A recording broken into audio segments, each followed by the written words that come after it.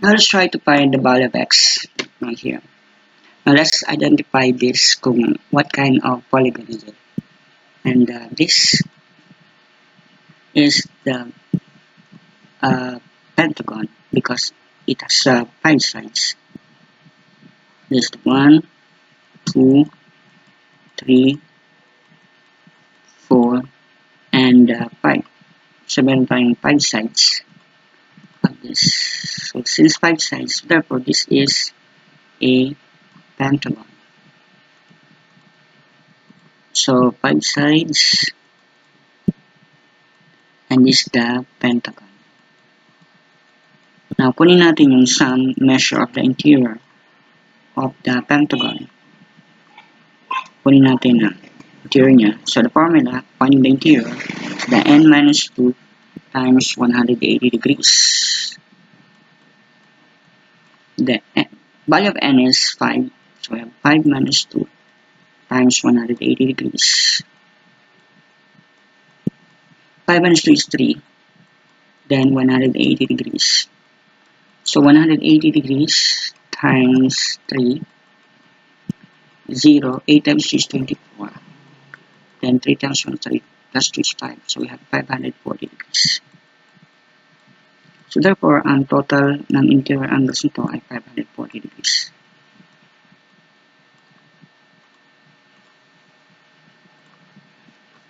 Now, kung ito ay 540 degrees, there is the unknown.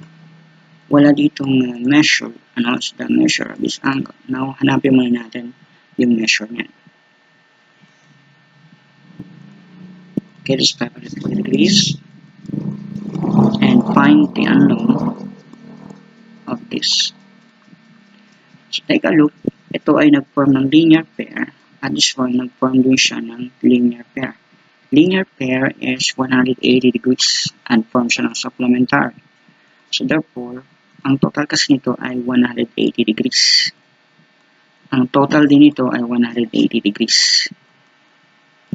So what's the missing? Kung ito ay 42, minus lang natin sa 180. So 180 degree minus 42 minus ito ay 10, so maging 8. Ito ay 7, so 3.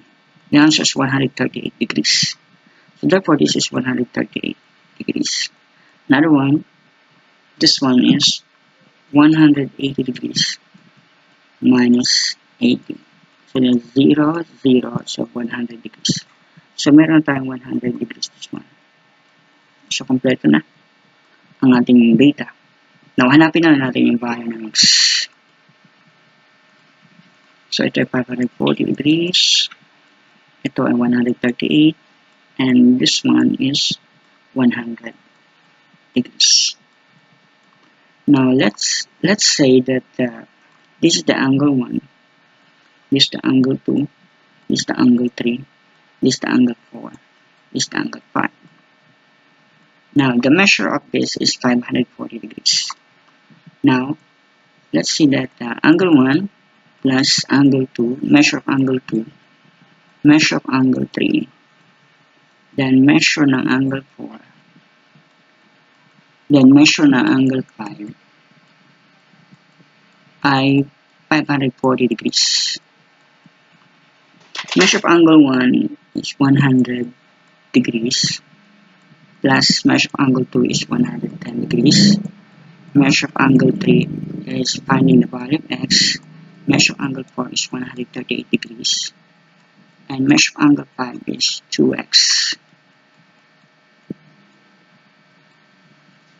degrees, then 540 degrees. Now just add itong hindi x. So 100 plus 110 plus 138. 8, 4, so we have 348. So we have the 348.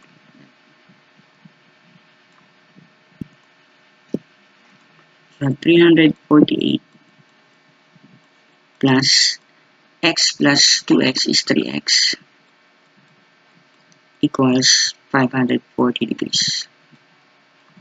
Now itong 348, kailangan natin siyang ilipat doon sa kabilang sides.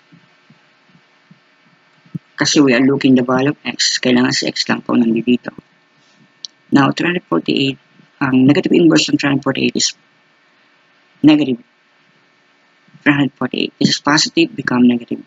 So, 3x equals 540 minus 348. Now, let's minus 540 minus 348. So, 10 by 3, 13, so we have 2. We have 9 and 192. So, this 192.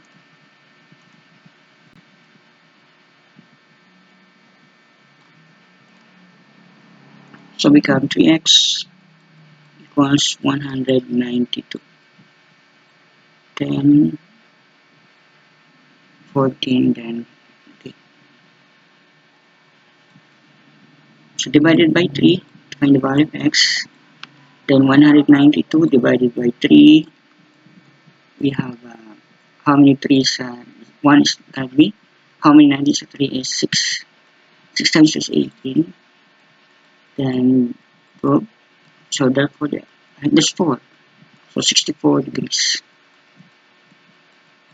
So therefore, the value of x is 64 degrees. Now, this is 64 degrees.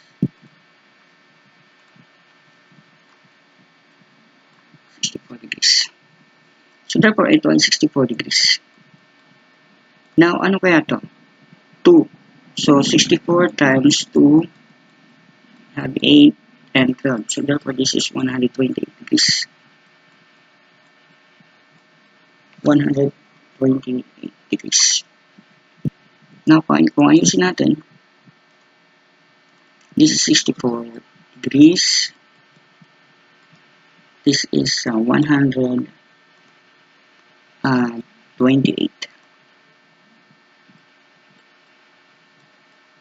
And this is 100 degrees.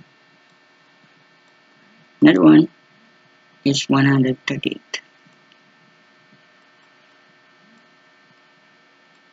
degrees. So, this is the final answer. Now, para malaman natin, I think ang total niya is 540 degrees. Dapat ang total nila is 540 degrees upon. Now, para ma-assure, ay i-add mo sila lahat. So, 64 plus 110 plus 138 plus 128. 128 plus 100. So, we have 20, 6, 7, 10, 14. So 1, 2, 3, 4, 5. So 540 degrees. So therefore, the value of x is 64 degrees.